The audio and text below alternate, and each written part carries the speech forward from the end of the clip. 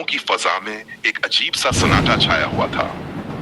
कहीं दोरकते भूंक रहे थे और रात के परिंदों की आवाजें फजा में हलचल पैदा कर रही थीं। मोहम्मद इलियास, जो कि एक पुराना किसान था, अपनी चारपाई पर लेटा हुआ आसमान की तरफ देख रहा था। अचानक एक अजीब सी चीख सुनाई दी। वो उठ बैठा। क्या ये कोई जानवर था या इंसान? इसने खुद से सवाल किया। गांव के बुजुर्ग अक्सर एक पुराने कस्से का जिक्र करते थे।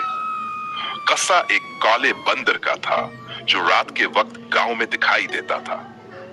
वो न सिर्फ इंसानों पर हमला करता बल्कि उनकी जान भी ले लेता। लोग इसके बारे में कहते कि वो दरअसल एक जिन है जो बंदर की शक्ल में जाहिर होता है। बाब औल, पहला सामने अली, एक नौजवान लड़का जो शहर से छुट्टियों पर गांव आया हुआ था, उन बातों पर यकीन नहीं रखता था। वह नक्सों को सिर्फ बुढ़ापे कैब को असर समझता था। एक रात जब सब सो रहे थे, अली बाहर निकला कि थोड़ी टहल ले। चांदनी रात थी, हवा में हल्की सी खनकी थी। वो आम के दरख्त के करीब पहुंचा ही था कि चांद का एक सा हरकत करता नजर आया। पहले तो उसने सोचा कि कोई जानवर होगा, लेकिन जब वो हंसा यह चांद का एक बंदर के शक्ल में दरख्त से नीचे उतरा और सीधा उसकी तरफ देखा तो अली की रूह कान पकड़ी। बंदर का जिस्म काला, आंखें खून की तरह सरखावर, दांतों कीले थे। अली चीखा और पीछे गेट पर भागा, लेकिन बंदर ने पीछा शुरू कर दिया। किसी ना किसी तरह अली घर वापस पहुंच गया, दरवाजा बंद किया और सांस संभाल करने की कोशिश करने लगा।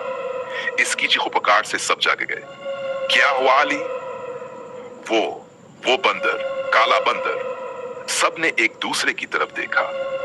अली को पहली बार यकीन आया कि शायद ये कस्सा सच था।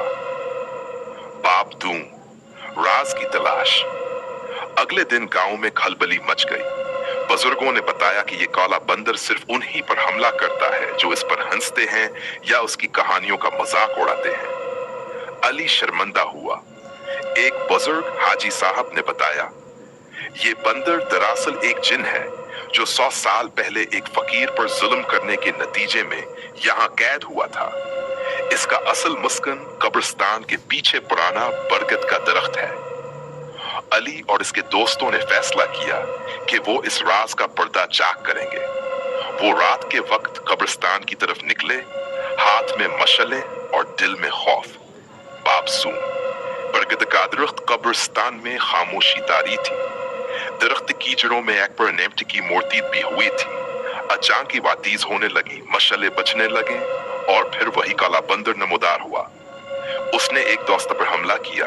अली ने मूर्ति को उठाकर फेंका तो बंदर एक दर्दनाक चीख के साथ गायब हो गया। हाजी साहब ने बताया कि यह मूर्ति दरअसल से जंग की थी। जो भैया से छेड़ता बंदर आजाद हो जाता। बाब चहारम, एक और हमला। चंद दिन सुकून से गुजरे, मगर फिर एक दिन गांव की एक बच्ची लापता हो गई। लोग फिर खौफजदा हो गए। सब ने समझा